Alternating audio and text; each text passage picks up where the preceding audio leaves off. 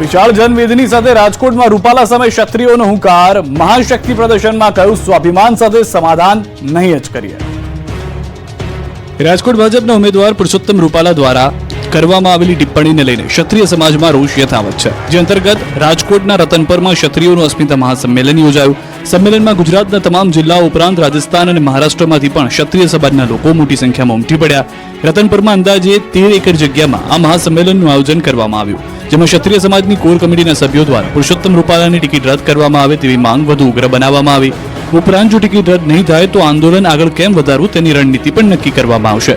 સંમેલન દરમિયાન કોઈ અનિચ્છનીય ઘટના ન બને તે માટે હાલ પોલીસનો ચુસ્ત બંદોબસ્ત ગોઠવી દેવામાં આવ્યો હતો. આ દરમિયાન ક્ષત્રિય સમાજની સંકલન સમિતિએ સ્ટેજ પરથી હુંકાર કર્યો કે સ્વાભિમાન સાથે સમાધાન નહીં કરીએ. હવે તો કેસરિયા કરી લીધા છે અને લડી લેવાની તૈયારી પણ છે. હવે તો કેસરિયા કરીને નીકળી ગયા છીએ. પરિણામ જે પણ આવે પણ લડી લેવાની તૈયારીમાં છીએ. તો અહીંયા આ બધા કેસરીઓ ભેગા થયા છે. એક વાત નક્કી છે, સ્વાભિમાન સાથે સમાધાન નહીં, નહીં અને નહીં. અને સ્વમાનના ભોગે પણ રાજકારણ નહીં, નહીં અને નહીં. ક્ષત્રિય સમાજના રોષ વચ્ચે રૂપાલાએ સંતોના લીધા આશીર્વાદ. પાળિયાદ ધામના ગાદીપતિના આશીર્વાદ લીધા. વિરોધના વંટોળ વચ્ચે પાળિયાદ ધામના ગાદીપતિએ પુરુષોત્તમ રૂપાલાને આપ્યા વિજય ભવના આશીર્વાદ. લોકસભા ચૂંટણી માટે રાજકોટથી ફોર્મ ભરે પહેલા પુરુષોત્તમ રૂપાલા પહોંચ્યા સાધુ સંતોના શરણે. આગામી 16મી એપ્રિલના રોજ પુરુષોત્તમ રૂપાલા પોતાનું ઉમેદવારી ફોર્મ ભરવા જઈ રહ્યા છે. ઉમેદવારી ફોર્મ ભરતા પૂર્વે તેઓ રાજકોટ શહેરના જાગનાથ મહાદેવ મંદિર ખાતે દર્શન કરશે. આ તમામની વચ્ચે પુરુષોત્તમ રૂપાલા વિહળનાથ પાળિયાદના ગાદીપતિ પૂજ્ય નિર્મળાબા સહિતના આશીર્વાદ લેવા પહોંચ્યા. પાળિયાદના ગાદીપતિ નિર્મળાબા, બલિયાવળ શક્તિધામના પૂજ્ય શ્રી દેવળાઈ તેમજ પાળિયાદ ધામ ભૈલુ બાપુ દ્વારા ભવ્ય જીતના આશીર્વાદ આપવામાં આવ્યા. પુરુષોત્તમ રૂપાલા પાળિયાદ ધામ જગ્યા પ્રત્યે ખૂબ જ આસ્થા ધરાવે છે તેમજ તેમના દર્શને પણ ઘણીવાર ગયા છે. ત્યારે આજે તેમને ધર્મસ્થાનના ગાદીપતિ દ્વારા શુભેચ્છા મળતા તેઓ ભાવુક થઈ ગયા. આ સાથે જ આ પ્રસંગે રાજ્યસભાના સાંસદ રામભાઈ મોકરિયા, રાજકોટના રામકુભાઈ ખાચર, જૂનાગઢના જશકુભાઈ ડાંગર, બોટાદના કિશોરભાઈ ધાંધલ, રાણપુરના ભરતસિંહ ડોડિયા, રાજકોટના ધર્મેન્દ્ર ભગત સહિતના હાજર હતા. રાજકોટ બેઠક પર પરેશ ધાનાણીનું નામ જાહેર થતા જ કોંગ્રેસના કાર્યકરો ગેલમાં આવી ગયા. રાજકોટમાં ફટાકડા ફોડીને ઉત્સાહ બતાવ્યો. રાજકોટ લોકસભા બેઠક પર પુરુષોત્તમ રૂપાલા સામે પરેશ ધાનાણીનો જંગ થશે. કોંગ્રેસે પરેશ ધાનાણીને કેન્દ્રીય મંત્રી પુરુષોત્તમ રૂપાલાની સામે રાજકીય જંગ ખેલવા માટે ઉતાર્યા છે. અગાઉ પણ પરેશ ધાનાણી અને પુરુષોત્તમ રૂપાલા આમને સામને થઈ ચૂક્યા છે. 47 વર્ષના ધાનાણી કોલેજ કાળથી રાજકારણ સાથે જોડાયેલા છે અને આ પછી રિયલ રાજકારણ કે જ્યાં પ્રજાનો વિશ્વાસ જીતવાનો હોય છે ત્યાં પણ તેમણે ગજબનો ઉલટફેર કરી બતાવ્યો છે. રાજકોટ બેઠક પર કોંગ્રેસ દ્વારા પરેશ ધાનાણીનું નામ જાહેર થતા કાર્યકરોમાં ભારે ઉત્સાહ જોવા મળ્યો. કાર્યકરોએ ફટાકડા ફોડી પરેશ ધાનાણીને વધાવ્યા. જીતેગા ભાઈ જીતેગા, પરેશ ધાનાણી જીતેગાના નારા લગાવવામાં આવ્યા.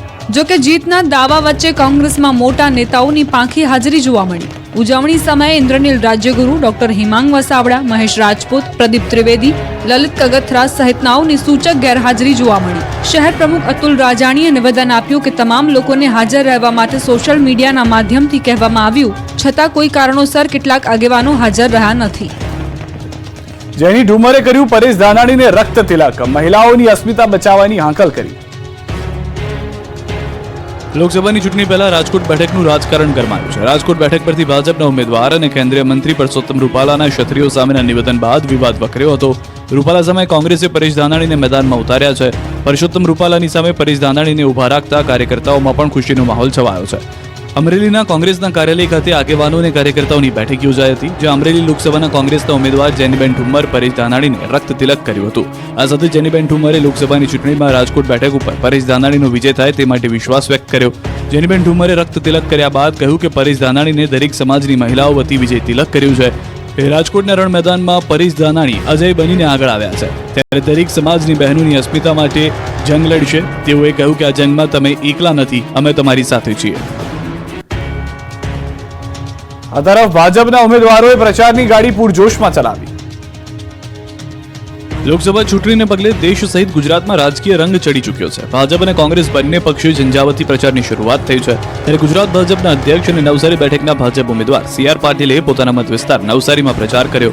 નવસારીમાં એક ખેડૂત સંમેલનમાં પાટીલ હાજર રહ્યા, જ્યાં તેમણે બુલેટ ટ્રેન પ્રોજેક્ટના કામ માટે જમીન સંપાદનમાં ખેડૂતોને મસમોટું વળતર આપવાના દિવસો યાદ કર્યા હતા. ચૂંટણીને લઈને પ્રચાર માટે ઉમેદવારો એડીચોટીનું જોર લગાવી રહ્યા છે, ત્યારે દ્વારકામાં પણ ભાજપે ચૂંટણી પ્રચાર તેજ કર્યો છે. પૂનમ માડમે ખંભાળિયાના વિવિધ વિસ્તારમાં પ્રચાર કરી સભાઓને સંબોધન કર્યું. કાર્યક્રમમાં કેબિનેટ મંત્રી મુળુભાઈ બેરા પણ ઉપસ્થિત રહ્યા. પૂનમબેન માડમે કોંગ્રેસ પર અનેક શાબ્દિક પ્રહારો કરી ભાજપની જીત અંગે વિશ્વાસ વ્યક્ત કર્યો હતો. આ તરફ ધોરાજીમાં ડોક્ટર બાબા સાહેબ આંબેડકરની 133મી જન્મજયંતિ નિમિત્તે ભાજપના આગેવાનો, નેતાઓ અને કાર્યકર્તાઓ આંબેડકરની પ્રતિમાને હારતોરા કરવા પહોંચ્યા. ભાજપના પોરબંદર લોકસભાના ઉમેદવાર મનસુખભાઈ માંડવિયા, ધારાસભ્ય મહેન્દ્રભાઈ પાડલિયા, અલ્પેશ ડોલરિયા સહિતના ભાજપ અગ્રણીઓ ઉપસ્થિત રહ્યા અને બાબા સાહેબ આંબેડકરની પ્રતિમાને હારતોરા કર્યા હતા. કોંગ્રેસે પણ પ્રચાર પ્રસાર તેજ કર્યો. દાહોદ અને ડાંગમાં કોંગ્રેસ નેતાઓએ પ્રચાર કર્યો. દાહોદ લોકસભા બેઠક કબજે કરવા માટે ઇન્ડિયા ગઠબંધન પ્રદેશના પ્રમુખ મેદાને ઉતર્યા છે. દેવગઢ બારિયામાં કોંગ્રેસના પ્રદેશ પ્રમુખ શક્તિસિંહ ગોહિલ તેમજ આમ આદમી પાર્ટીના પ્રદેશ પ્રમુખ ઈશુદાન ગઢવી પ્રચાર મેદાનમાં ઉતર્યા. તેઓએ કરેલા જાહેર સભાના આયોજનમાં મોટી સંખ્યામાં કાર્યકરો હાજર રહ્યા. ઇન્ડિયા ગઠબંધન કોંગ્રેસના પ્રદેશ પ્રમુખ શક્તિસિંહ ગોહિલ તેમજ આમ આદમી પાર્ટીના પ્રદેશ પ્રમુખ ઈશુદાન ગઢવી દ્વારા મહારેલીનું પણ આયોજન કરાયું, જેમાં સમર્થકો ઢોલ નગારા સાથે જોડાયા. આ જાહેર સભામાં ઉમેદવાર પ્રભાબેન તાવિયાડ, જિલ્લા કોંગ્રેસ પ્રમુખ, પૂર્વ ધારાસભ્ય ચંદ્રિકાબેન બારિયા સહિતના દિગ્ગજો જોડાયા. વલસાડ લોકસભા બેઠક પરથી કોંગ્રેસે આદિવાસી નેતા આનંદ પટેલને મેદાને ઉતાર્યા છે. ત્યારે ડાંગ જિલ્લાના નડગચોંડ ગામે વાંસદાના ધારાસભ્ય અને લોકસભાના ઉમેદવાર અનંત પટેલની પ્રવાસ યાત્રા યોજાઈ. વઘઈ તાલુકામાં આવેલ નડગચોંડ ગામે ધારાસભ્ય અનંત પટેલની પ્રવાસ યાત્રા દરમિયાન નડગચોંડ ગામમાં કોંગ્રેસ કાર્યકરોની ભારે ભીડ જોવા મળી. યાત્રા દરમિયાન અહીં સ્થાનિકોના પ્રશ્નો અંગે ચર્ચાઓ થઈ હતી, જેમાં મુખ્યત્વે બેરોજગારી, મોંઘવારી, ખાનગીકરણ અને ભ્રષ્ટાચાર પર આકરા પ્રહાર કર્યા અને વાયદાઓની સરકાર હટાવવા મતદારોને આહવાન કર્યું. વલસાડમાં ભાજપે રાત્રિ સભા શરૂ કરી. વિકાસ કાર્યોને આગળ રાખીને નેતાઓએ માંગ્યા મત. વલસાડ લોકસભા બેઠક પર રાજકીય પાર્ટીઓનો પ્રચાર પૂરજોશમાં ચાલી રહ્યો છે. ભાજપના ઉમેદવાર ધવલ પટેલના સમર્થનમાં ભાજપના અગ્રણીઓ ચૂંટણી પ્રચાર કરી રહ્યા છે, તો કોંગ્રેસના ઉમેદવાર અનંત પટેલ દ્વારા પણ પ્રચાર કરવામાં આવી રહ્યો છે. દિવસભર રાજકીય પાર્ટીઓ દ્વારા ઘર ઘર પ્રચાર અને બેઠકોનો દોર ચાલે છે. જોકે શહેરી વિસ્તારમાં રાત્રે ચૂંટણી પ્રચાર જોર પકડે છે. ઔદ્યોગિક નગરી વાપીમાં મોટે ભાગે નોકરી ધંધાવાળા હોવાથી રાજકીય પાર્ટીઓ અહીં રાત્રિ પ્રચાર કરે છે. શહેરી વિસ્તારોમાં રાત્રિ પ્રચારમાં રાજ્યના નાણામંત્રી કનુભાઈ દેસાઈ પણ જોડાયા. વાપી નગરપાલિકાના વિવિધ વિસ્તારોમાં નાણામંત્રીની આગેવાનીમાં ભાજપના ઉમેદવાર ધવલ પટેલના સમર્થનની સભાઓ યોજાય છે. ભાજપના અગ્રણીઓ શહેરની ગલીઓ મહોલ્લાઓમાં જઈ અને પીએમ મોદીની આગેવાની હેઠળની કેન્દ્ર સરકાર અને રાજ્ય સરકારના વિકાસ કામોને લોકો વચ્ચે મૂકી જન સમર્થન માંગી રહ્યા છે. આમ નાણામંત્રી પણ મોડે સુધી શહેરી વિસ્તારમાં યોજાયેલી રાત્રિ સભાઓમાં હાજર રહી ભાજપના કાર્યકર્તાઓનો ઉત્સાહ વધારે છે, સાથે મતદારોનું પણ સમર્થન માંગે છે. શહેરી વિસ્તારોમાં યોજાતી ચૂંટણી સભામાં મોટી સંખ્યામાં લોકો પણ ઉપસ્થિત રહ્યા. જૂનાગઢ લોકસભા બેઠક પર હવે વાકયુદ્ધ શરૂ થયું. જગમાલ વાળાની ટિપ્પણી પર પ્રહાર. દિનુ સોલંકીનો પલટવાર. ચૂંટણી નજીક આવતા જ નેતાઓ વચ્ચે વાર પર પલટવાર કરીને શાબ્દિક યુદ્ધ જામે છે. ત્યારે જૂનાગઢ લોકસભા બેઠક પર જોરદાર જંગ જામ્યો છે અને હવે તો સામસામે આકરા ઉચ્ચારણો પણ શરૂ થઈ ગયા છે. આમ આદમી પાર્ટીના નેતા જગમાલ વાળાની ટિપ્પણી પર ભાજપના પૂર્વ સાંસદ અને કારડિયા રાજપૂત સમાજના આગેવાન દિનુ સોલંકીએ પલટવાર કર્યો. એટલું જ નહીં, હીરાભાઈ જોટવાના ઉચ્ચારણ પર પણ કટાક્ષ કર્યો. સાથે જ દિનુભાઈએ ટિકિટ ન મળવાથી નારાજ કાર્યકરોની નારાજગીને દૂર કરવા માટે એવી રમૂજ કરી કે મને પણ લડવાની ઈચ્છા હોય, પરંતુ પાર્ટીએ મને ઘણું આપ્યું છે. જૂનાગઢ બેઠક પરથી કોંગ્રેસના ઉમેદવાર હીરાભાઈ જોટવાને મીડિયાએ થોડા દિવસ અગાઉ સવાલ કર્યો હતો કે તમે પીળો જબ્બો જ શા માટે પહેરો છો? ત્યારે તેમણે કહ્યું હતું કે મારો કૃષ્ણ પણ પીળા વસ્ત્ર પહેરતો હતો.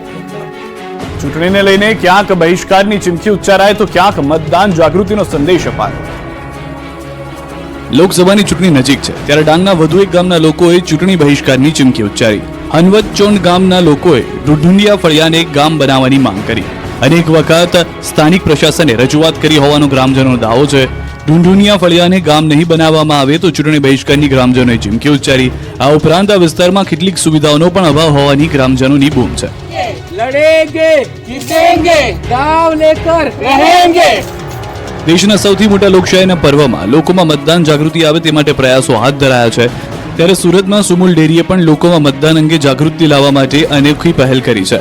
આ પહેલ અંતર્ગત સુમુલ ડેરીએ દૂધની થેલી પર ચુનાવ કા પર્વ દેશ કા ગર્વ સૂત્રને પ્રિન્ટ કરાવ્યું છે અને 12.5 લાખ થેલીઓ ઘર ઘર પહોંચાડી મતદાન જાગૃતિ અંગે સંદેશ આપ્યો છે.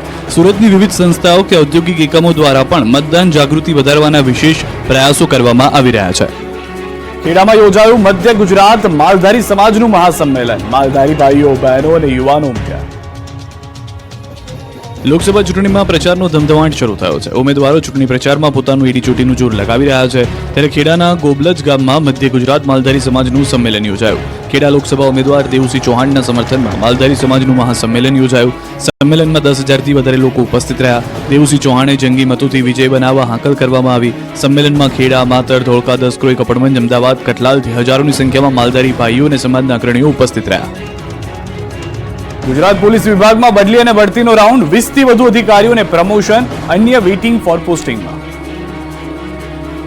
ઘણા સમયથી જેની રાહ જોવાઈ રહી હતી તેવી આઈપીએસ અધિકારીઓની બદલી બઢતીની જાહેરાત થઈ. ગુજરાતના ઇતિહાસમાં પહેલી વખત એવું બન્યું છે કે ચૂંટણી જાહેર થઈ જાય, આચારસંહિતા લાગુ થઈ જાય ત્યાં સુધી રાજ્ય સરકારે આઈપીએસની બદલીઓ ન કરી હોય. સૂત્રોનું માનીએ તો સુરત પોલીસ કમિશનરની એક જગ્યા માટે ઘણા બધા ઉચ્ચ અધિકારીઓની ડિમાન્ડ હોવાથી કોકડું ગૂંચવાયું હતું.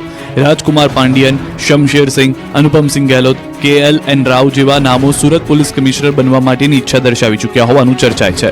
એટલે જ રાજ્ય સરકારે તમામ બદલીઓ પેન્ડિંગ રાખીને નિર્ણયો ચૂંટણી પંચ પર છોડ્યા હતા. સુરત સિવાય જ્યાં અધિકારીઓને એક જ જગ્યાએ 3 વર્ષ પૂર્ણ થઈ ચૂક્યા હોય, જેનું હોમટાઉન હોય ને ચૂંટણી સમયે બદલી જરૂરી હોય તેવા તમામ ઓફિસરોની બદલીઓ પણ આ જ કારણોસર લટકી પડી હતી. જોકે કેન્દ્રીય ચૂંટણી પંચે નામોની પેનલ મંગાવતા રાજ્ય સરકારે શુક્રવારે તમામ નામોની પેનલો મોકલી દેતા મનાઈ રહ્યું હતું કે મોડામાં મોડું સોમવારે રાત સુધીમાં બદલીઓ જાહેર થઈ જશે અને એવું જ બન્યું છે. 10 જેટલા આઈપીએસને સિલેક્શન ગ્રેડ અપાયા છે. એટલે તેઓ પણ તેમની બેચ અનુસાર આગામી સમયમાં હવે ડીઆઈજીનું પ્રમોશન મેળવી ડીઆઈજીનું પોસ્ટિંગ મેળવી શકશે.